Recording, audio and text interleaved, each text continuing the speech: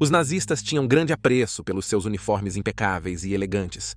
Para a mentalidade nazista, o uniforme demonstrava disciplina e status, e era usado como parte do esforço de propaganda para dar aos seus sonhos de uma nova super-Alemanha um senso de moda e estilo.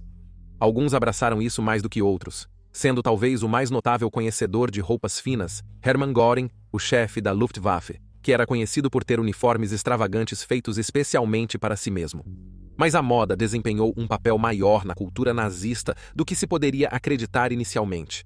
Neste episódio, vamos explorar a importância e parte da história por trás da obsessão nazista por uniformes. Bem-vindo ao Guerras do Mundo.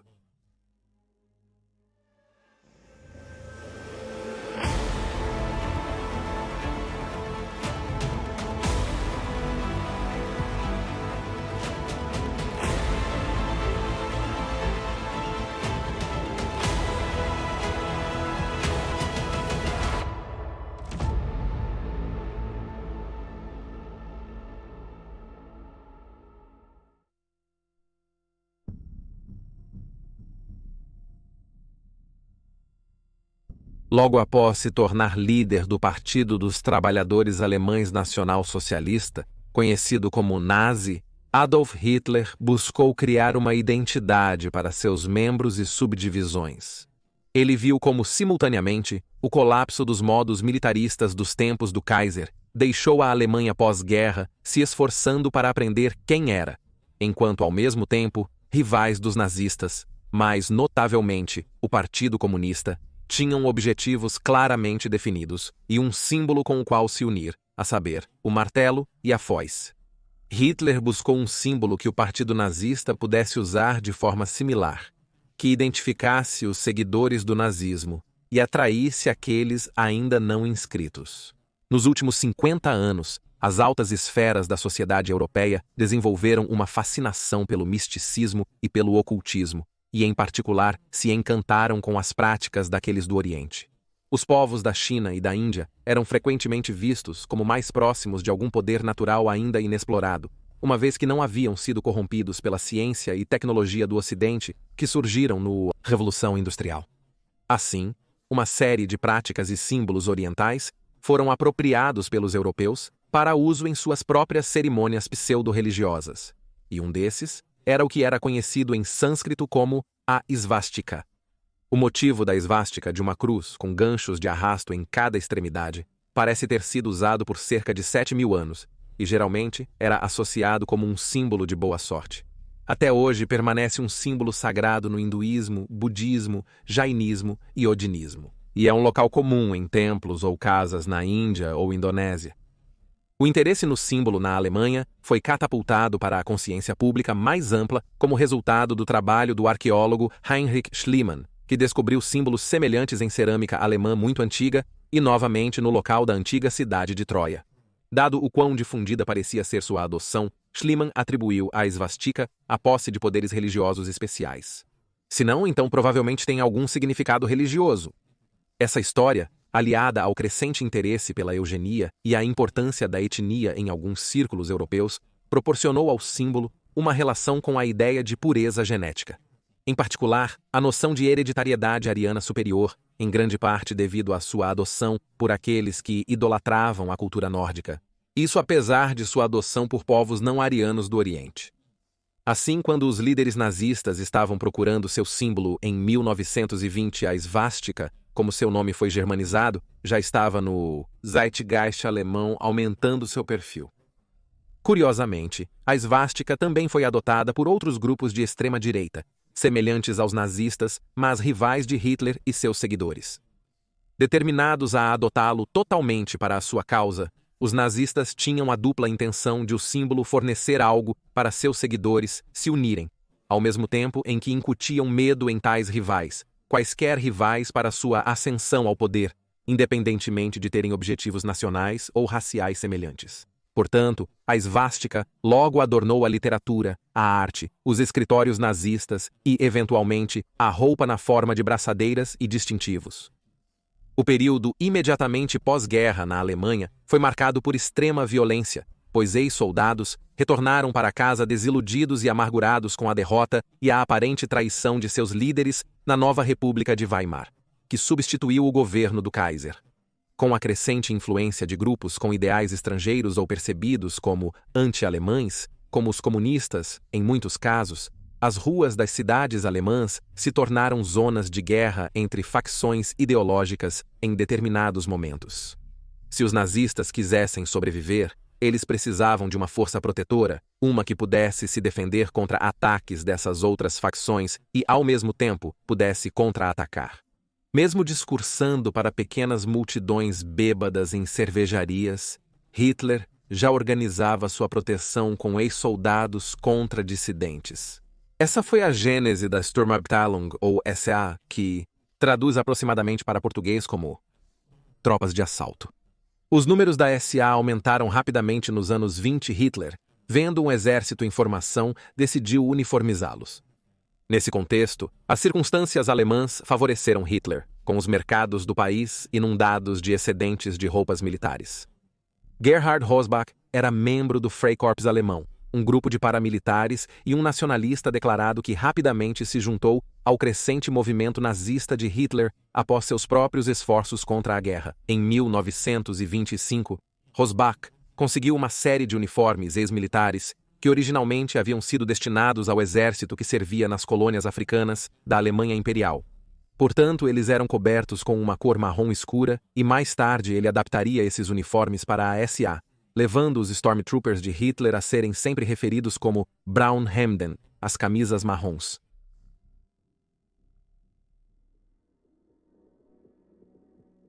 Os Braunhemden. O uniforme marrom com suástica da SA deu aos nazistas uma imagem de poder e disciplina, embora na realidade fossem similares às gangues violentas usadas por outras facções em disputa pelo poder na Alemanha da época. Ver este exército em combate com seus rivais teve os efeitos desejados que Hitler queria, incentivando o apoio e provocando medo. No entanto, isso era apenas parte do modus operandi da SA, e eles ainda eram obrigados a atuar como guarda-costas de Hitler, que também reconheceu que eles precisavam se destacar para elevar sua própria imagem pública. Isso levou à criação de uma unidade subordinada dentro da SA, especificamente para a proteção de Hitler, apelidada de Schutzstaffel ou SS, que significa Esquadrão de Proteção. Subordinados à SA, adotaram suas camisas marrons, modificadas para evidenciar seu papel especial. Entre os símbolos adotados pela SS, estava a insígnia Totenkopf, ou Cabeça de Morte, que já tinha um lugar longo e prestigioso na história militar alemã. Conforme o partido aumentava, sua organização se formalizava, incluindo cargos de estilo militar. Assim, adotaram braçadeiras com uma suástica e uma série de listras, determinando seu posto em qualquer ramo que o usuário fosse membro, mas todas essas medidas serviram para começar a construir uma divisão entre a SS e a SA. O primeiro, com seus requisitos de entrada extremamente rigorosos, sentia como se fossem o ramo superior. No final da década de 1920, tanto a SA quanto a SS continuaram a forjar identidades separadas, demonstradas por seus respectivos uniformes cada vez mais únicos. O uniforme da SS estava cada vez mais fazendo uso da cor preta, e isso só foi exacerbado quando Heinrich Himmler foi nomeado como líder da organização em 1929. A crescente adoção da cor preta não foi por acaso. O preto se tornou um símbolo do fascismo na Europa e o exército alemão já tinha conseguido.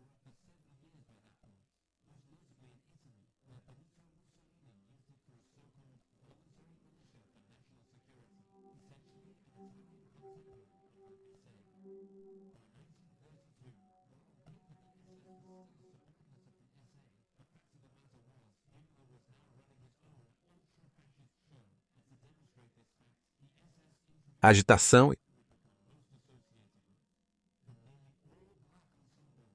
Projetado por Karl Diebisch e Walter Heck, a camisa permaneceu marrom para acalmar a liderança alienada da SA. Mas tudo o resto era preto, das botas altas ao novo boné de estilo militar, completo com o Totenkopf. A cor preta do uniforme também serviu para fazer a nova braçadeira universal nazista se destacar ainda mais com sua cor vermelha brilhante, sobre a qual havia um disco branco e a suástica apropriada. Isso, é claro, seria adotado mais tarde como a bandeira da Alemanha nazista e foi realmente concebido pelo próprio Hitler, o design sendo delineado em Mein Kampf. Os homens da SS também ganharam sobretudos de lã preta para o clima ruim, que continuavam a exibir a braçadeira, dragona e patches de gola do uniforme básico por baixo, indicando a patente. Por volta dessa época, uma nova fivela de cinto, na qual estava gravado o lema Meine Ehre heißt Treue, que significa Minha honra é lealdade, foi adicionado, mas talvez a adição mais reconhecível aos uniformes da SS foram os dois S na gola, dispostos como raios estilizados. Os raios são na verdade runas de um conjunto de 18 runas arminianas criadas por Guido von List em 1906 e são semelhantes à antiga runa Sovilo, que simboliza o sol, embora List as tenha renomeado como Sig, que significa vitória.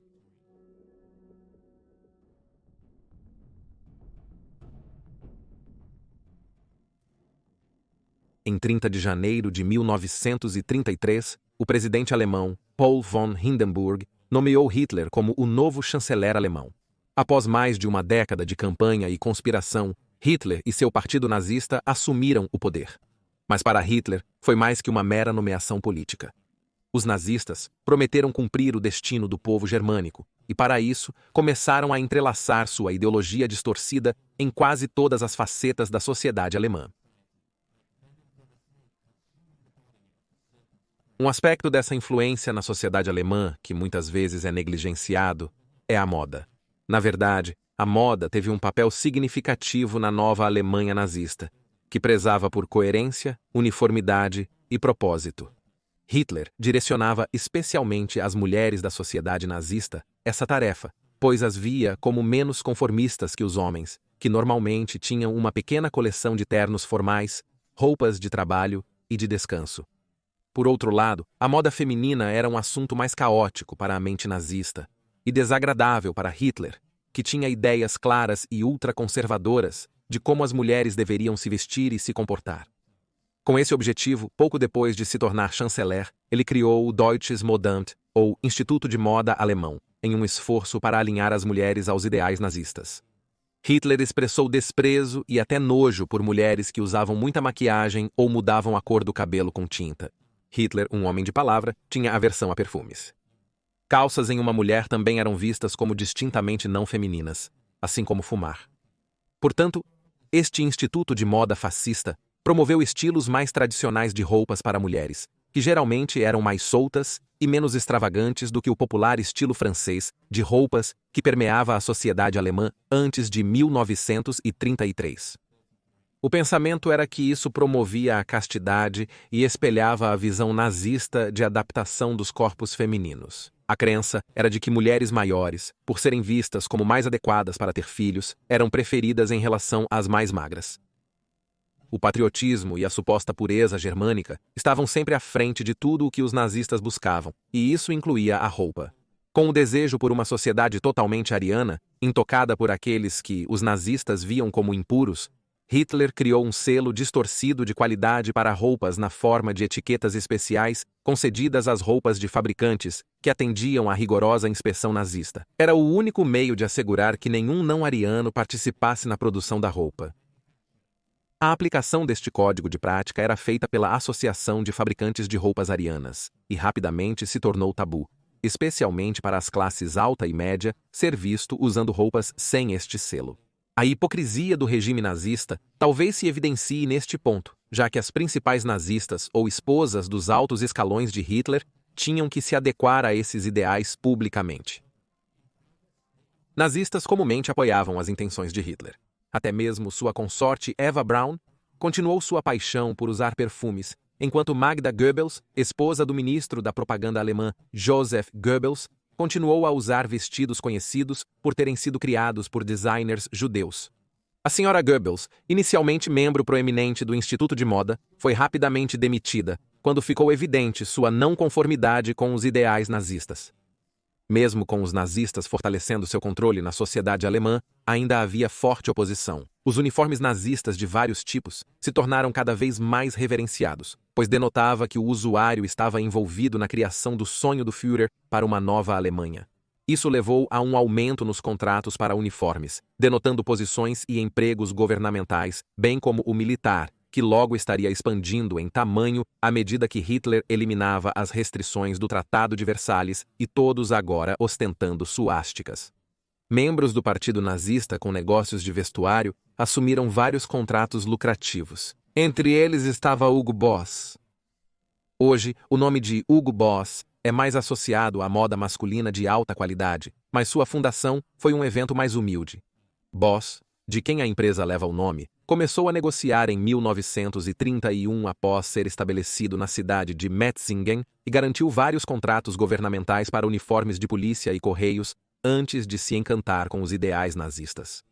Mesmo antes de Hitler assumir o poder, Boss já havia começado a fabricar uniformes para SA e SS, embora sua influência no design deste último tenha sido exagerada em alguns livros pós-guerra.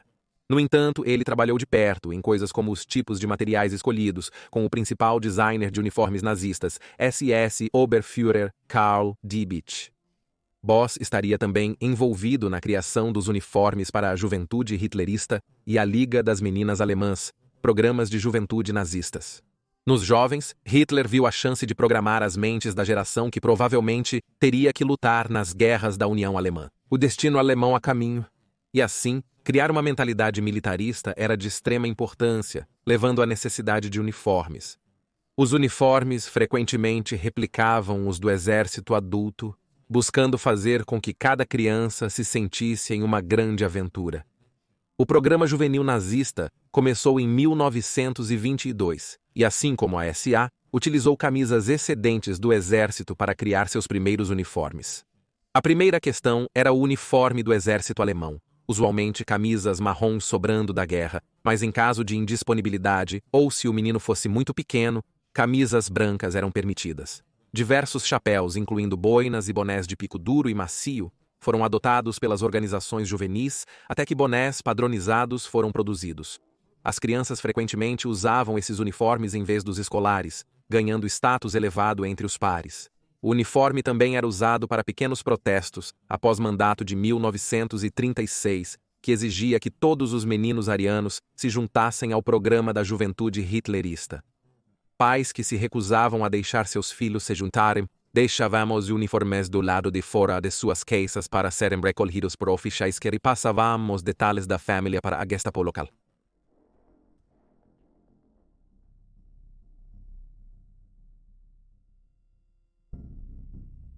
A SA, uma vertente do regime nazista, não se beneficiou do novo período histórico alemão.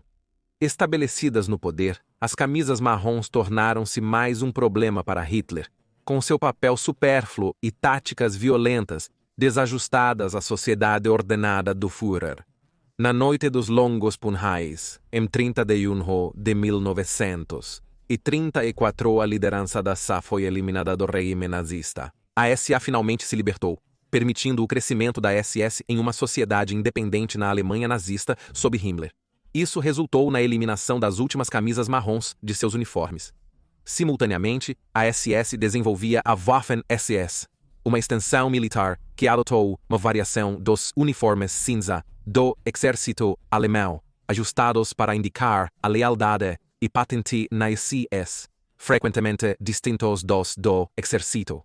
Na época da invasão da Polônia, a suástica havia sido cuidadosamente incorporada a todas as ramificações das Forças Armadas e adornava quase todos os uniformes. O tradicional uniforme preto da SS logo caiu em desuso conforme a guerra se intensificava, até que em 1942, Himmler os despojou de suas marcas e foram reutilizados para funções de segurança, como serem distribuídos a colaboradores locais em terras conquistadas que se juntaram aos invasores nazistas na eliminação de judeus, ciganos e outros indesejáveis.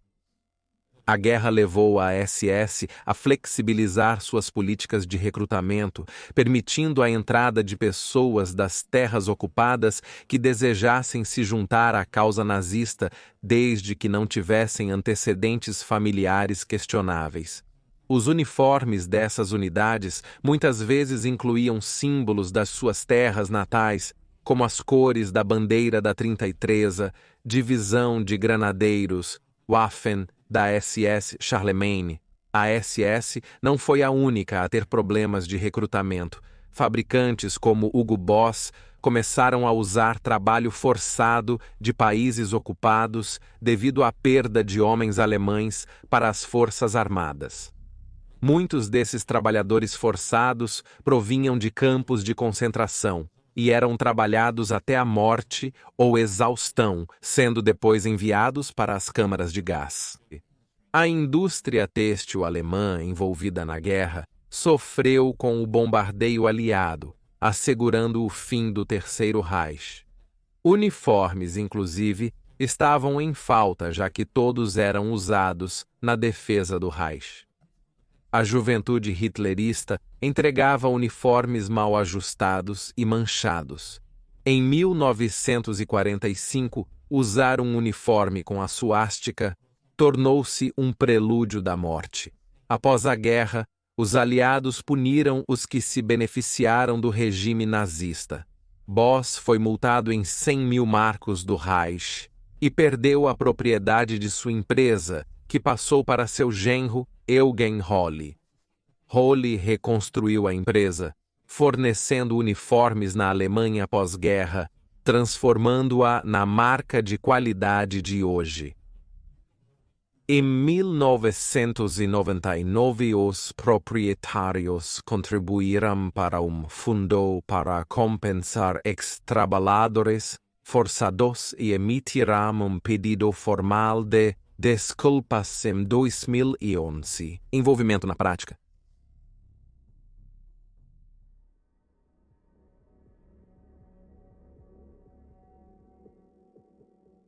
Desde 1945, suásticas em roupas com cores suaves tornaram-se um símbolo de fascismo e opressão. Tais imagens inspiraram regimes fictícios, como o Império dos filmes Star Wars, claramente baseado na aparência do nazismo na Alemanha, até mesmo dando a eles o nome de Stormtroopers. O fim do Terceiro Reich, é claro, não foi o fim do fascismo ou mesmo da filosofia nazista. E, no período pós-guerra, a roupa e o simbolismo nazistas, especialmente a suástica, foram adaptados por neonazistas e grupos de extrema-direita. Inicialmente, esses grupos buscaram replicar fielmente os uniformes nazistas. Porém, ao longo do tempo, a moda pró-nazista adquiriu seu próprio estilo, originando o termo nazi chic para essa tendência. O nazi chic ganhou popularidade nos anos 70, quando as primeiras gerações pós-guerra se tornaram adultas. Frequentemente, era uma forma de rebelião contra os mais velhos, que se indignavam ao ver jovens usando suásticas. Bandas como Sex Pistols tiveram influência nisso. Os uniformes nazistas eram usados na cena do fetiche sexual devido à sua natureza autoritária. Hoje, o nazi chic perdeu popularidade no final do século XIX e início do século XX. Em ascensão no Oriente, a cultura ocidental contemporânea tem removido marcas de história sombria, exemplificado pela remoção de estátuas de generais confederados nos Himalaya. Isso tem criado problemas para reencenadores da Segunda Guerra Mundial, como soldados alemães. Mais eventos de reencenação têm rejeitado esses grupos para evitar ofender visitantes, levando a críticas de que os organizadores estão ignorando a história.